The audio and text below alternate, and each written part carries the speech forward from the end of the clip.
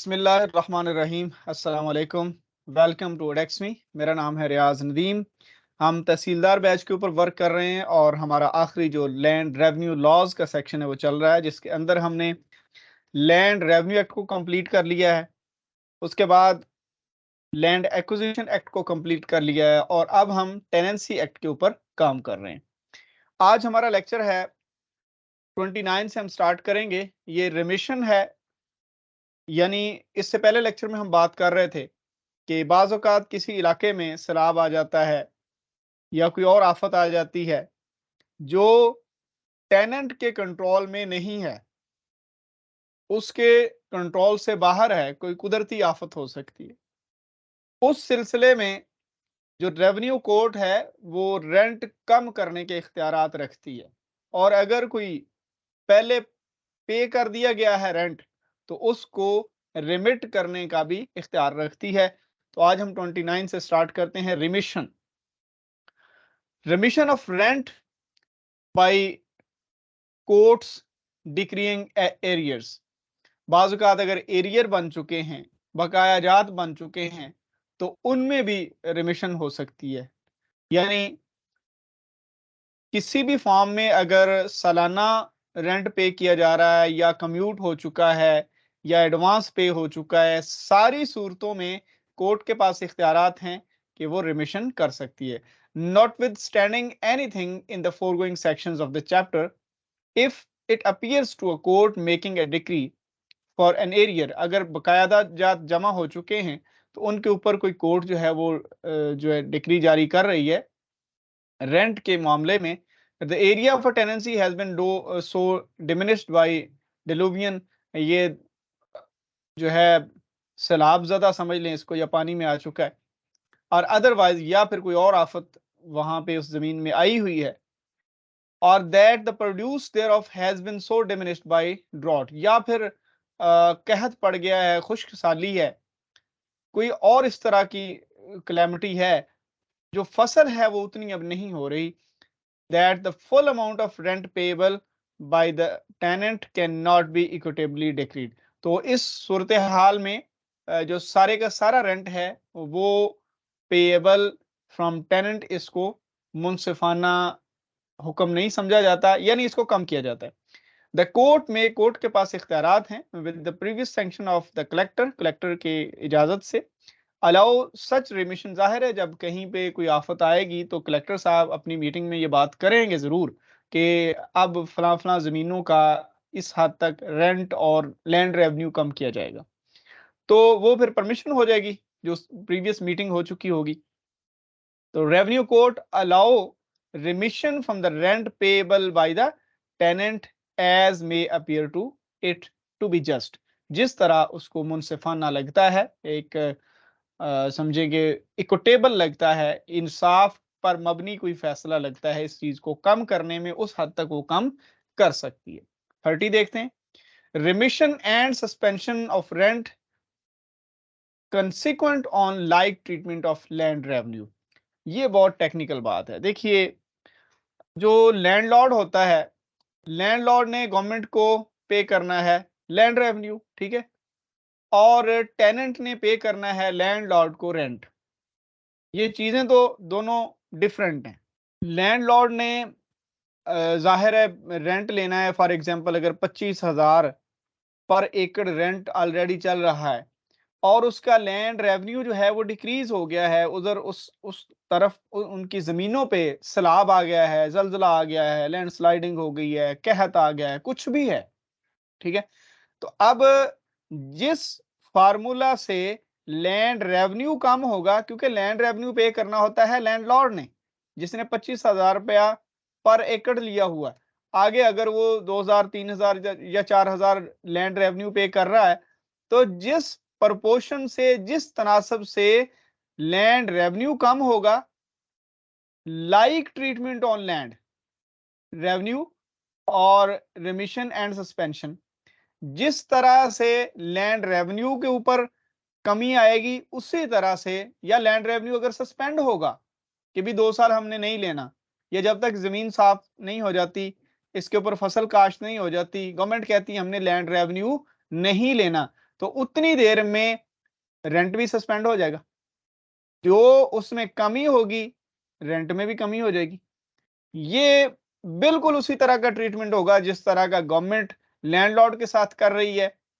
उसी तरह का ट्रीटमेंट लैंडलॉर्ड ने फिर आगे टेनेंट के साथ करना है, क्योंकि टेनेंट से उसने रेंट वसूल करना है। अब ये सारा मामला ये दो फ्री कैन आपस में ही तय नहीं कर लेते, इसमें रेवेन्यू कोर्ट इन्वॉल्व होती है। किस तरह देखिए, when the payment of the whole or any part of land revenue payable in respect of land is remitted or suspended, अगर किसी इलाके में जो लैंड रेवेन्यू है वो रिमिट किया जा रहा है या सस्पेंड किया जा रहा है, उस सूरत हाल में रेवेन्यू ऑफिसर के पास इख्तियारात हैं। If the rent be payable in cash और be rent payable in kind of which the amount is fix, किसी भी सूरत हाल में जो रेंट है फिक्स हो चुका है, उसमें जो रेवेन्यू ऑफिसर हैं उनके पास इख्तियारात हैं क्या, बाय ऑर्डर रिमिट और सस्पेंड। देखिए, गवर्नमेंट डायरेक्टली लैंड रेवेन्यू को रिमिट या सस्पेंड कर रही है, ठीक है, लेकिन कंसिक्वेंटली रेंट भी रिमिट या सस्पेंड हो रहा है, ठीक है। रिमिट और सस्पेंड एज द केस में भी, जो अदालत ने, जो रेवेन्यू डिपार्टमेंट ने लैंड रेवेन्यू के साथ किया है, अगर उसको रिमिट किया है तो जितने परसेंट रिमिट किया है उतने परसेंट रेंट भी रिमिट होगा, डिक्रीज होगा, समझ लें। और अगर उसको फुली सस्पेंड कर दिया कि जी 2 साल नहीं लेना, तो भाईजान रेंट भी 2 साल नहीं लेना लैंडलॉर्ड ने, क्योंकि लैंडलॉर्ड ने गवर्नमेंट को कुछ नहीं देना। As the case may be, the payment of the rent of that land to an amount which may bear the same proportion, देखिए 50% रेंट कम है तो 50% लैंड रेवेन्यू कम हुआ होगा। इसी तरह सेम जो ट्रीटमेंट लैंड रेवेन्यू के साथ गवर्नमेंट कर रही है, वही ट्रीटमेंट जो रेंट के साथ लैंडलॉर्ड और टेनेंट के दरमियान होगा। To the whole of the rent payable in respect of the land as the land revenue of which payment has been remitted, जितनी अमाउंट वापस गई है उसी प्रोपोर्शन से रेंट जो है वो वापस जाएगा, ठीक है। Suspended bears to the whole land. अच्छा, इसमें यह है कि जितना टोटल रेवेन्यू था उसमें से जितने परसेंट कम हुआ है, टोटल उतने सालों के रेंट में से उतने परसेंट कम होगा। प्रोवाइडेड दैट, ये एक्सेप्शन देखिए जरा, provided that in the case of occupancy, जो ऑक्यूपेंट होते हैं वो, जब स्टार्ट में हम 5 सेक्शन देख रहे थे ए से लेके डी तक, और उसके बाद 6 वाले 1868 वाले, और फिर कुछ मुकर्रीदार थे, ठीक है।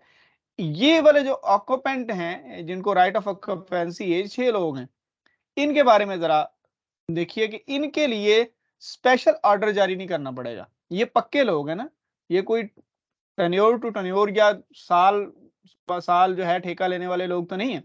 Provided that in the case of an occupancy tenant whose rent is of the nature hereinafter hereinbefore in the section described, जो इसमें डिस्क्राइब हुआ है, किसी भी तरह का रेंट होगा, the remission or suspension of the land revenue payable in respect of the land shall in the absence of a written order, बेशक रिटर्न ऑर्डर नहीं होगा, to the contrary carry with it a proportionate remission or suspension as the case may be of his rent।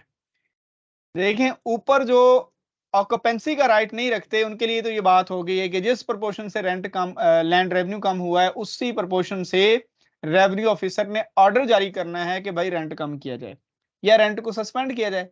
जो occupancy का right रखने वाले 6 groups हैं, उनके बारे में कहा गया है कि अगर कोर्ट की तरफ से ये इख्तियारात, ये हुक्म जारी हो जाता है कि लैंड रेवेन्यू सस्पेंड हो गया, तो किसी ऑर्डर की जरूरत नहीं होगी लैंड रेवेन्यू ऑफिसर की तरफ से, ये इनका ऑटोमेटिकली सस्पेंड या रिमिट हो जाएगा उसी प्रोपोर्शन से। अगर रिमिट हो रहा है या सस्पेंड हो रहा है तो मुकम्मल तौर पे सस्पेंड हो जाएगा, इनके लिए स्पेशल ऑर्डर की जरूरत नहीं है। अच्छा, अगली बात है कि when the payment of the rent of any kind has been suspended, अगर सस्पेंड हो चुका है under this clause, it shall remain under suspension, तो ये सस्पेंड ही रहेगा until the collector orders the revenue of that land to be realise. जब तक कलेक्टर साहब ना कहें कि इस जमीन का जो है वो दोबारा से लैंड रेवेन्यू इकट्ठा करना स्टार्ट कर दिया जाए, तब तक उसका रेंट भी सस्पेंड रहेगा। देखें, ये सिंपल बात है, एक ऑटोमेटिक सा इफेक्ट आ रहा है कि लैंड रेवेन्यू के साथ जो कुछ हो रहा है सेम जो है वो रेंट के साथ हो रहा है। अच्छा, आगे ऐसे फैसले जो होते हैं उनके क्या हैसियत क्या है? सबसेक्शन 2 है, ये जो ऊपर सारी बात हुई है, an order pass under subsection 1, इसमें जो ऑर्डर पास हो जाता है, shall not be liable to be contested by suit in any court, किसी अदालत में उसके ऊपर क्वेश्चन नहीं उठाया जा सकता। Number 3 subsection, a suit shall not lie for the recovery of any rent of which the payment has been remitted और during the period of suspension. बाद में कल को लैंडलॉर्ड उठ के चला जाता है किसी और अदालत में कि जी पिछले 3 साल जो थे वो रेवेन्यू ने मेरा जो रेंट है वो सस्पेंड किया हुआ था, तो मैं वो लेना चाहता हूं, तो कोई अदालत उसको रिलीफ नहीं देगी। Number 4 subsection, where the payment of rent has been suspended, जहां पे देखिए 2 केसेस है ना, रिमिशन भी और सस्पेंशन भी, ठीक है। The period during which the suspension has continued shall be excluded in the computation of period of limitation prescribed for a suit for the recovery of rent। अच्छा, अगर देखें 2 साल अगर सस्पेंड रहा और पिछले 2 साल से उसने वैसे टेनेंट ने रेंट नहीं दिया था, तो 4 साल का रेंट बन गया। लेकिन याद रखिए, ये जो 2 साल वाला ये जो 2 साल वाला जो है इसमें यहाँ पे सस्पेंड हुआ ना, ये इसमें माइनस हो जाएगा, वही 2 साल वाला रहेगा। और दूसरी इसमें रिलीफ की बात ये है कि अगर उसको कोई कोर्ट जो है वो 1 साल का टाइम देती है, तो ये वाले 2 साल एक्सक्लूड हो जाएंगे। पिछले 2 साल जैसे ही एंड हुए थे, इसका लिमिटेशन जो है वो लिमिटेशन एक्ट में जो आता है टाइम पीरियड आगे सूट दायर करने का, तो वो इन 2 सालों से ही स्टार्ट होगा। ये दरमियान वाले 2 साल एक्सक्लूड हो जाएंगे दोनों के लिए, रेंट देने के लिए भी और लिमिटेशन या टाइम लिमिट जो लैंडलॉर्ड अगर कहीं पर सूट दायर करना चाहता है रिकवरी के लिए, तो ये दोनों सूरतों में दोनों अतराफ से ये जो सस्पेंशन का टाइम है ये माइनस हो जाएगा। नंबर 5 सबसेक्शन देखिए, if the landlord collects from a tenant any rent of which the payment has been remitted, अगर उसने कोई लैंडलॉर्ड ने रेंट ले लिया हुआ है और उसमें से कोई रकम वापस कर दी गई है लैंड रेवेन्यू की फॉर्म में गवर्नमेंट की तरफ से टू द लैंडलॉर्ड, या फिर उसने 5 साल का ठेका ले लिया था, 1 साल के बाद सैलाब आ गया, अगले 4 सालों में ज़ाहिर है उसने तो ठेका ले लिया हुआ है, ठीक है। और अब यहाँ पे क्या होगा, टेनेंट को तो जाहिर है नुकसान हो गया। रेवेन्यू ऑफिसर में recover from the landlord the amount और value of the rent collected, जितना उसने ले लिया है रेवेन्यू ऑफिसर वहां से कलेक्ट करेंगे। And the may also recover by the way of penalty, penalty भी डाली जा सकती है, या further sum not exceeding such limit और वैल्यू, अगर उस उन अमाउंट से जो उससे रिकवर की है उसके ऊपर कोई पेनल्टी भी डाली जा सकती है अगर वो टाइम पे नहीं देता। And may cause to be refunded to the tenant, तो जाहिर है ये रिफंड होना है किसको, टेनेंट को, ये 4 साल का इसको वापस आ जाएगा। सबसेक्शन 6 है, ये काफी टेक्निकल है, हम इसको थोड़ा सा आसान कर लेते हैं। जरा देखिए, पहले इस रेड लाइन को पढ़िए, the part whole compound where land revenue is remitted rent be reduced etcetera. इस लाइन के अंदर ना इस पूरे की समरी लिखी हुई है, ये यहां तक है, लेकिन मैं आपको इसका आइडिया दे देता हूं कि जिस तरीके से, जिस तरह से, जिस फार्मूला से किसी जमीन के एक हिस्से का, बिलफर्ज ये जमीन है, यहां से दरिया चल रहा था, यहां तक दरिया आ गया था, ठीक है। तो इस ये जो इधर वाली लैंड है इसको अगर हम ए हिस्सा कह लें और बी हिस्सा उसका जमीन का पानी के अंदर आ गया। अब रेवेन्यू डिपार्टमेंट ने क्या किया कि इसका ठेका अगर 1.0, यानी अब यूनिट 1 समझ लेना, और इसका उन्होंने 0 कर दिया। अब जो रेवेन्यू ऑफिसर हैं उन्होंने सेम ट्रीटमेंट करना है, तो वो 2 तरह से कर सकते हैं, या तो अगर सारी जमीन का गवर्नमेंट ने 0 कर दिया था तो रेंट को वो 0 के हिसाब से लेकर चल पड़ेंगे। अगर गवर्नमेंट ने इस तरह से किया था कि 20% छूट कर दी, 80% रह गया, 80% जमीन का, तो वो रेंट को भी 80% पे ले आएंगे। या फिर अगर मुकम्मल तौर पे ठेका को डिक्रीज कर दिया गया कि जमीन सारी की सारी इसी तरह ही रहेगी और जब वो रिकवर हो जाएगी तो उसका बाद में ले लेंगे, इतने का जो है जितना बनता है जमीन को मैयर करके उतना बाई पार्ट दे दिया जाए। तो या तो होल होगा या बाई पार्ट होगा, या अगर दोनों फार्मूलाज लगे हुए हैं रिड्यूस करके या रिमिट करके और इधर फुल में, तो कंपाउंड फार्मूला कहते हैं। तो ये सारे वर्ड यहाँ पे यूज होने वाले हैं। The provisions of this section relating to the remission and suspension of the payment of rent may be applied. अब ऊपर जो है लैंड रेवेन्यू की बात हुई है, तो सेम ट्रीटमेंट जो है वो रेंट के साथ भी होगा। So far as they can be made applicable, जिस तरह से वो एप्लीकेबल हो सकता है, जिस तरह में ये तीन सूरतें मैंने बता दी हैं।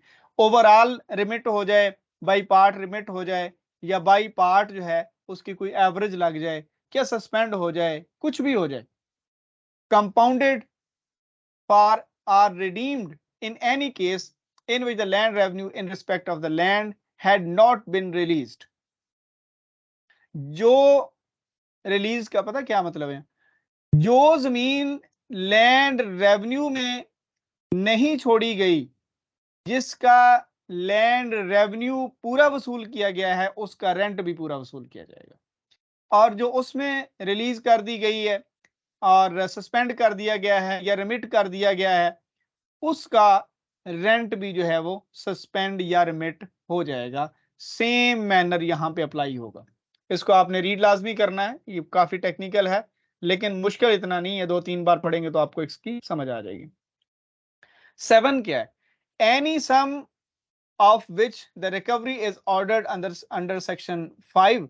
सेक्शन 5 में जब वो रेंट की हम रिकवरी की बात कर रहे थे, on account of rent or penalty may be recovered by the collector as if it were an area of the land revenue। अगर लैंड ऑनर पैसे नहीं दे रहा, वही जो बात थी कि 5 साल का ठेका उसने ले लिया, 1 साल के बाद जो है वो फ्लड आ गया, 4 साल में से 2 साल जमीन पे काश्त कुछ नहीं हुआ, तो ये 2 साल के का जो रेंट है वो वापस आना है। अगर लैंडलॉर्ड जो है वो नहीं दे रहा, अगर लैंडलॉर्ड नहीं दे रहा, तो ये एज एन एरियर, जिसको हम कहते हैं लैंड रेवेन्यू का एरियर समझकर हम ये रेंट उससे लेंगे और लेने के बाद हम टेनेंट को जो है वो वापस करेंगे। ठीक हो गया। उसके बाद ये कुछ डिपॉजिट्स हैं, याद करिए जब हम लैंड रेवेन्यू एक्ट पढ़ रहे थे तो उसके आखिरी पार्ट के अंदर जब जनरल पार्ट हम कर रहे थे उसमें उन्होंने बात की थी कि अदर देन लैंड रेवेन्यू कुछ और डिपॉजिट्स भी लैंड रेवेन्यू ऑफिसर जो हैं उनके पास हो सकती हैं। तो जिस तरह वो कोई रेट्स या सेसेस या कंट्रीब्यूशन, इस किस्म की अमाउंट्स जो थी वो रेवेन्यू अफसरान के पास जमा करवाते थे, जो नंबरदार नहीं लेते थे या हेडमैन नहीं लेते थे, जिनको हम हेडमैन कहते हैं, या विलेज ऑफिसर वसूल नहीं करते थे, या जिम्मेदार को पता नहीं था कि किसको देने हैं। इस तरह के जो डाउट्स होते थे उनमें आरओज यानी रेवेन्यू ऑफिसर को वो जाके पैसे दे देते थे, तो वो रेवेन्यू ऑफिसर जो है मुतलका बंदे तक पहुंचा देते थे। सेम यहां भी होगा। जो रेंट डायरेक्टली लैंड लॉर्ड और लैंड ऑनर के दरमियान कोई क्लैश पैदा कर रहा है, वो डायरेक्टली उसको देता है तो कुछ मसाइल हैं, या फिर दो मालकान है जी, वो दोनों कहते हैं मुझे रेंट दें, वो दोनों को तो नहीं दे सकता। अब इसमें एंटाइटलमेंट का जो मसला है इसको भी लैंड रेवेन्यू वालों ने ही देखना होता है। तो ऐसे केसेस को हमने किस तरह से निपटना है, देखिए। Power to deposit rent in certain cases with revenue officer, revenue officer को जाके आप रेंट दे सकते हैं। कैसे? In either of the following cases में, नेमली ये दो केसेस हैं जी। पहला वो, आपको याद होगा जब हेडमैन रिफ्यूज करता था या फिर जिम्मेदार को पता नहीं लगता था भाई किसको पैसे देने हैं, दोनों चीजें सेम है। तीसरा वहां पे ये था लैंड रेवेन्यू एक्ट में कि अगर वो आपको रसीद जारी नहीं कर रहा, तो वहां पे ये 3 थे, यहाँ पे 2 केसेस हैं। अगर तो वो रिफ्यूज कर रहा है, साथ ही उन्होंने रिसीप्ट लिख दी है, ये 2 चीजें बता दी ना। वो रिफ्यूज कर रहा है और साथ ही रसीद नहीं दे रहा, पहली चीज। दूसरी चीज, उसको पता नहीं है कि भाई किसको पैसे देने हैं, मालिक कौन है, 2 लोग कह रहे हैं हम मालिक हैं। यहाँ पे दोनों केसेस में पैसे जो हैं ये रेंट के फिर इनको नहीं देगा टेनेंट, जाके रेवेन्यू ऑफिसर को देगा। The tenant may apply to a revenue officer leave to deposit the rent in his office. वो गुजारिश करेगा, जाके एप्लीकेशन देगा कि भाई मुझे अपनी तरफ जो है ये रेंट जमा करवाने की इजाजत दी जाए, and the revenue officer shall receive the deposit, वो ले लेगा। If after examining the applicant he is satisfied that there is a sufficient ground for the application, and if the application pays the fee if any, अगर उसके ऊपर कोई chargeable fees है इस तरह की एप्लीकेशन के ऊपर, प्रोसेस के ऊपर, प्रोसीडिंग के ऊपर, तो वो भी उसने पैसे देने हैं ना। नोटिस वगैरह उनको भेजना है, किसको पैसे देने हैं, इन चीजों के ऊपर अगर कोई कास्ट जो है वो रेवेन्यू अफसर लेना चाहे तो वो भी एप्लीकेंट यानी टेनेंट देगा साथ। इफेक्ट ऑफ डिपॉजिटिंग रेंट, इसका तासुर क्या आएगा? When a deposit has been so received, it shall be deemed to be a payment made by the tenant to his landlord in respect of rent due. तो ये बिल्कुल उसी तरह की payment होगी, वही उसका हक अदा हो जाएगा जो लैंडलॉर्ड को उसने देना था। क्योंकि अब ये वाले मसाइल जो हैं वो रसीद नहीं दे रहा है या रिफ्यूज कर रहा है या दो बंदे मांग रहे हैं और उसको डाउट है टेनेंट को भी पैसे किसको देने हैं, ठीक है। तो इन दोनों सूरतों में वो अपने फर्ज से अदा हो जाएगा, उसके ऊपर अब ये लायबिलिटी नहीं है। अब रेवेन्यू ऑफिसर किसको देना है, कैसे देना है, अब ये उनकी जिम्मेदारी है। The revenue officer receiving the deposit shall give notice of the recipient thereof to every person who has reason to believe claims or is entitled to the deposit। जिसको पैसे जाने हैं उसको नोटिस जारी हो जाएगा, and may pay the amount thereof to any person appearing to him, या फिर जो बंदा वहां पे लेने आ जाएगा कि जी मुझे पता चला कि आपके पास पैसे आ गए हैं तो वो काइंडली मुझे दे दें, या फिर और may if he thinks fit, अगर वो इस तरह से मुनासिब समझे, रिटेन द डिपॉजिट, पैसे अपने पास रखें pending the decision of a competent court. अगर दो लोगों की लड़ाई है, अभी जमीन किसकी है, कोर्ट में केस चल रहा है, तो तब तक वो पैसे रेवेन्यू ऑफिसर के पास रहेंगे जब तक कोर्ट डिसाइड नहीं कर देती। जब डिसाइड कर देगी तो वो जितने पैसे बार बार अगर 4 सालों के 5 सालों के भी जमा हो गए तो वो सारे के सारे जो असल मालिक होगा उसको रेवेन्यू ऑफिसर की तरफ से चले जाएंगे।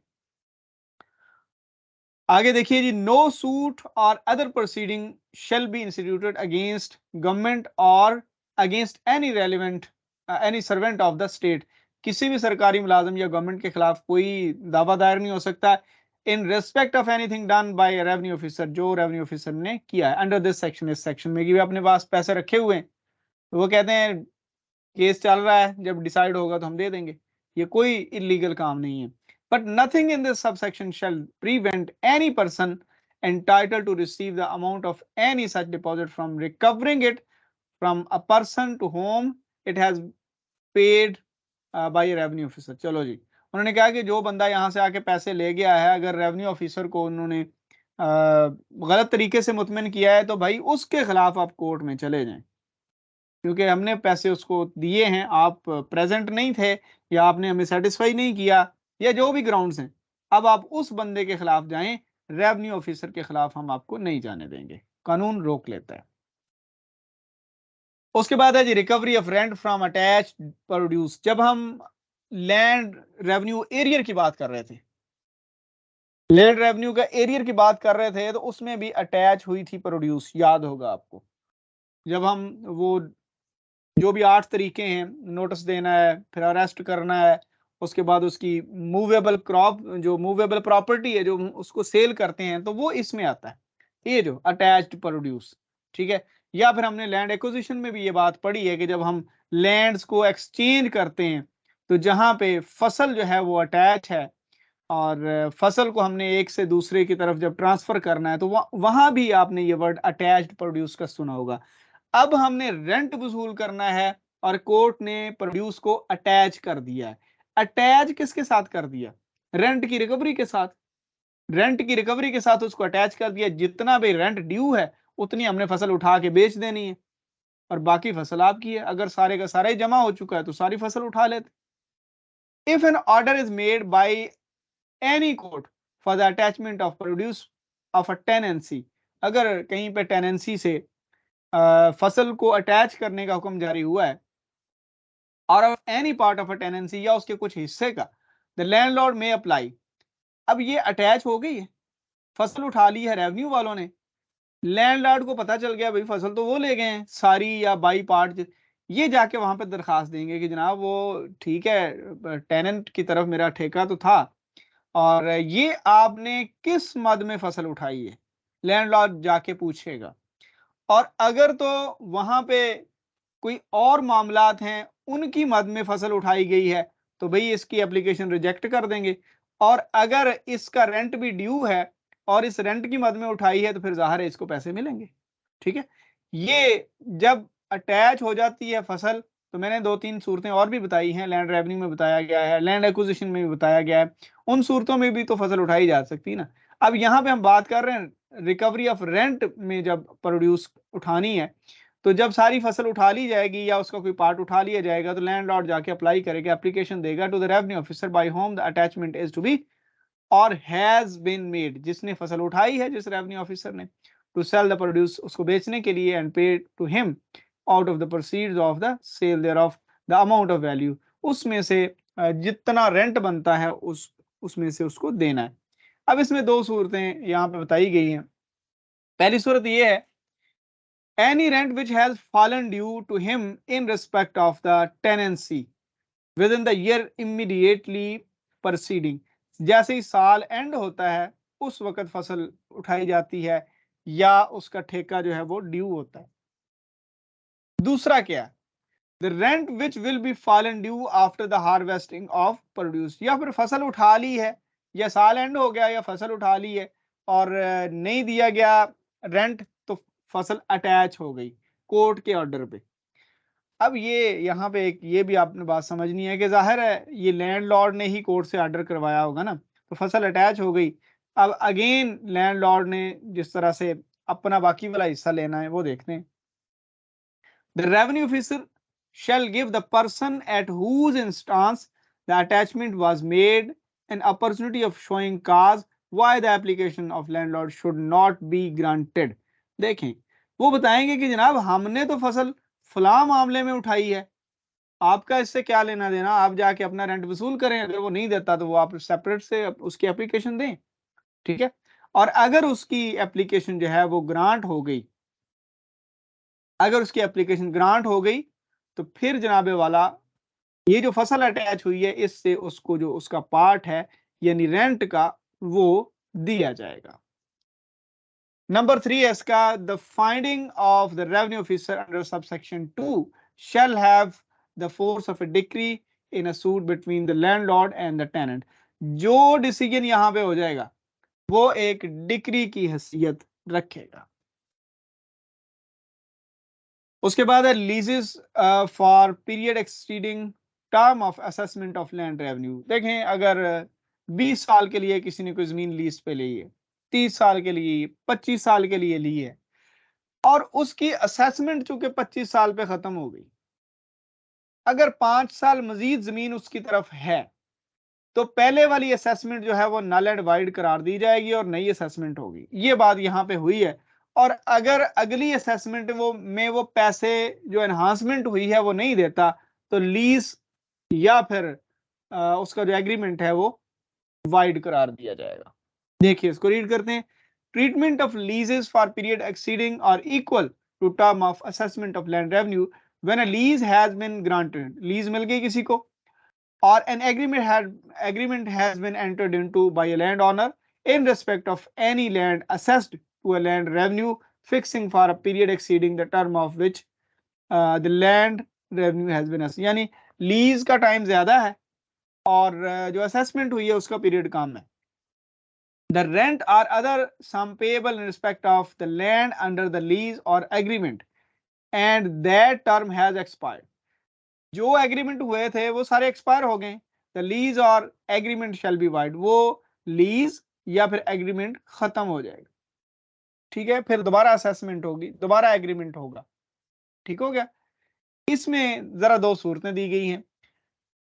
Eight the option of land owner, land owner के ऑप्शन पे देखिए, if the land revenue of the land has been enhanced, अगर लैंड रेवेन्यू बढ़ा दिया गया and the person to whom the lease has been granted, जिसको लीज पे जमीन मिली थी और with whom agreement has been entered into, और या जिससे गवर्नमेंट के एग्रीमेंट हुआ था, रिफ्यूजल टू पे सच रेंट,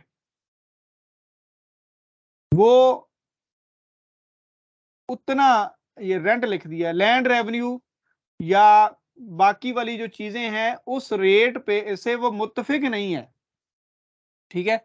इसमें लीज के अंदर जो पैसे देते हैं ना, तो गवर्नमेंट को हम रेंट दे रहे हैं ना, वो रेंट गवर्नमेंट को जाना है और उसका लैंड रेवेन्यू भी गवर्नमेंट को जाना, समझ आ गई बात। लैंड ओनर फिर उधर पैसे देता है। अच्छा, इसके अंदर as a revenue court on the suit of the land owner determines to be fair and equitable, जो मामला मुनसिफाना तौर पे समझा जाएगा वो जारी होगा, वो फैसला जारी होगा रेवेन्यू कोर्ट की तरफ से। अब यहाँ पे जरा एक और चीज जो हम 27 में पढ़ के आए हैं, अगर रेवेन्यू कोर्ट एडजस्टमेंट में कुछ एनहांस करती है तो उसको हम एनहांसमेंट तो नहीं कहते, लेकिन वो भी देनी पड़ती। इन दोनों सूरतों में अगर एनहांसमेंट के ऊपर वो एग्री नहीं है और गवर्नमेंट को लीज की सूरत में जो रेंट उसने देना होता है और लैंड रेवेन्यू वगैरह जो देना होता है उससे वो मुत्तफिक नहीं है, या फिर जो एडजस्टमेंट हमने की थी, 3-4 एडजस्टमेंट पिछले लेक्चर में हमने पढ़ी हैं, तो उससे वो मुत्तफिक नहीं है तो भी लीज कैंसिल हो जाएगी। अब अगर तो लैंड ओनर जमीन लीज पे लेके खुद ही काश्त कर रहा है तो डायरेक्टली कैंसिल हो जाएगी। जहां पे टेनेंट और लैंडलॉर्ड होंगे ना, वहां पे थोड़ा सा रिलैक्सेशन मिलने लगी। Where the relation of landlord and tenant exist between the grantor and grantee. Grant किसने किया है? गवर्नमेंट ने। ग्रांट किसको हुई है? लैंड ओनर को।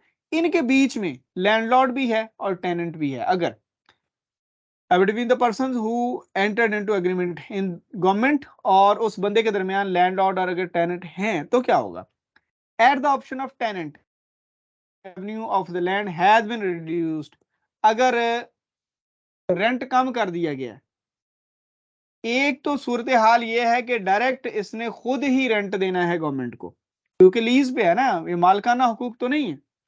और अगर इसने आगे ठेके पे दी हुई है लैंड लॉर्ड रख कर, तो जितना इसने यहां से किराया लेना है उसके हिसाब से आगे गवर्नमेंट को पे करना है। तो अगर गवर्नमेंट ने कम किया है कि भाई आप हमें कम दें, सैलाब में चली गई है जमीन या डूब गई है या कोई खुश्क साली है, तो आप हमें कम रेंट दें और कम टैक्स दें, लेकिन ये बंदा टेनेंट्स को कह रहा है अभी आप मुकम्मल दें, मैंने ये कम नहीं लेना। Reduced land revenue of the land has been reduced and the landlord refuses to accept such rent। Rent वो उस हिसाब से जिस तरह हमने ऊपर पढ़ा भी है कि उस प्रपोर्शन के हिसाब से वो रेंट कम अगर नहीं ले रहा, कोर्ट ने जिस तरह से कहा है, तो उस लिहाज से या फिर 27A में जो डिटरमन हुआ है, इस सूरत हाल से भी वो मुत्तफिक नहीं है तो भी लीज कैंसिल हो जाएगी। आगे ये है कि any agreement relative to the occupation, rent, profits or produce of any land which has been entered into for the term of the currency of an assessment। ये जो assessment के लिहाज से जो जो टर्म है, unless उसका जो एग्रीमेंट है, unless a contrary intention clearly appears in the agreement or the agreement is terminated।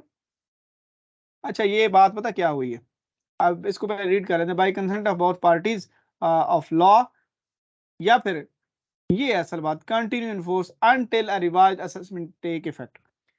अच्छा, ये सादा सी बात है। उसने कहा कि अगर कोई बंदा, उसकी जमीन है जी, उसने लीज पे ली हुई है और उसकी असेसमेंट खत्म हो गई है, तो पिछले सारे एग्रीमेंट खत्म हो गए, नया एग्रीमेंट होगा और नई असेसमेंट होगी, नए रेट्स लगेंगे, नया रेंट गवर्नमेंट वसूल करेगी, पहली बात।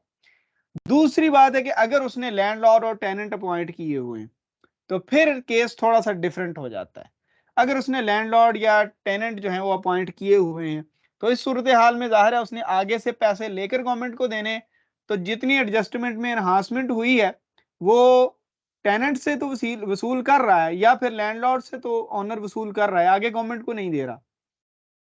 तो उस सूरत हाल में भी उसकी लीज कैंसल। और अगर फिर गवर्नमेंट ने रिड्यूस कर दिया है रेंट या लैंड रेवेन्यू लेकिन वो किसान से कह रहा है, ये लैंडलॉर्ड से कह रहा है कि भाई टेनेंट से पूरे पैसे लो, ठीक है? मैं कोर्ट के उस ऑर्डर को कबूल नहीं करता, तो भी वो टर्मिनेट हो जाएगा, उसकी लीज़ टर्मिनेट हो जाएगी।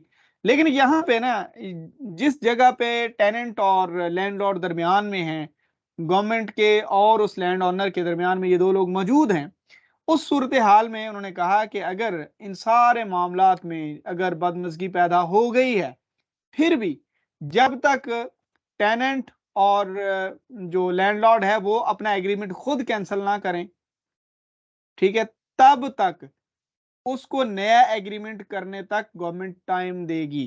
क्योंकि ओनर और गवर्नमेंट 2 फरीकैन का मामला नहीं है, इनके दरमियान भी 2 फरीक मौजूद हैं, लिहाज़ा ये फौरी तौर पे कैंसल नहीं होगा जिस तरह ऊपर फौरी तौर पे कैंसल हो गया था, ठीक है? अब ये वाले में थोड़ी रिलैक्सेशन गवर्नमेंट ने दे दी है।